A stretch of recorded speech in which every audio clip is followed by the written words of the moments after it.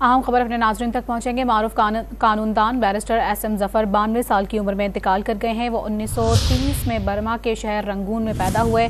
उन्होंने 1950 की दहाई में वकालत के पेशे का आगाज़ किया। 1965 में वो पहली बार वफाकी वज़ीर कानून और इंसाफ मुकर्रर हुए। वो सुप्रीम कोर्ट और लाहौर बार एसोसिएशन के सदर भी रहे हैं। तो आपको बता रहे हैं मारूफ कानूनदान बैरिस्टर SM ज़फ़र 92 साल की उम्र में इंतकाल कर गए हैं। वो 1930 में बर्मा के शहर रंगून में पैदा हुए। तफसीलात हासिल करेंगे नॉन न्यूज़ के नुमाइंदे राना बिलाल से। राना बिलाल, बताइएगा इस हवाले से मज़ीद क्या तफसीलात हैं आपके पास? जी देखिए, सीनियर कानूनदान SM ज़फ़र जो है वो इंतकाल कर गए हैं। SM ज़फ़र गुज़िश्ता काफ़ी अरसे से अलील थे और वो अपने घर पर ही बीमार थे और आज जो है उनका इंतकाल हो गया है।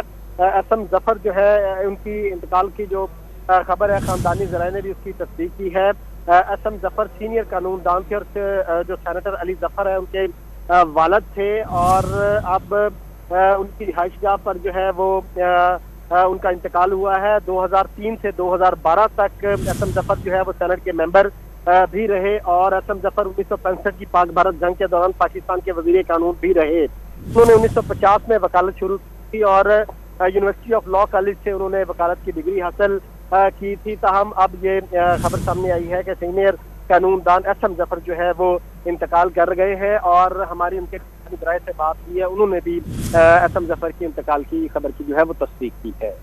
मारूफ कानूनदान बैरिस्टर SM ज़फ़र 92 साल की उम्र में तवील अलालत के बाद इंतकाल कर गए हैं और वो 1930 में बर्मा के शहर रंगून में पैदा हुए थे। राना बिलाल हमारे साथ मौजूद हैं, उनसे मज़ीद तफसीलात हासिल करेंगे।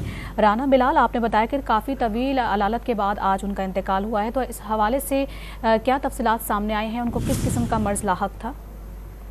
जी देखिए, वो मुख्तलिफ मर्ज से मुब्तला थे।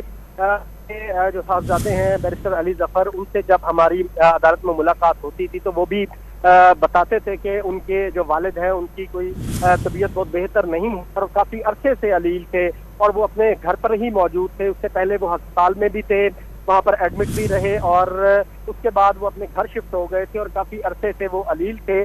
ताहम आज जो है वो इंतकाल कर गए SM ज़फ़र और अली ज़फ़र अपने रिहाइशगाह लाहौर पर ही मौजूद है और इस बात की भी तस्दीक हुई है कि उनके जो नमाज जनाजा है वो भी लाहौर में अदा किया जाएगा। तो वो अपने घर पर ही मौजूद थे, अलील थे। अच्छा राना बिलाल, ये भी बता दीजिएगा नमाज जनाजा का क्या टाइम मुकर्रर किया गया है और उनकी तदफीन कहाँ होगी? इस हवाले से उनके जो ख़ानदानी ज़राए हैं उनका क्या बताना है?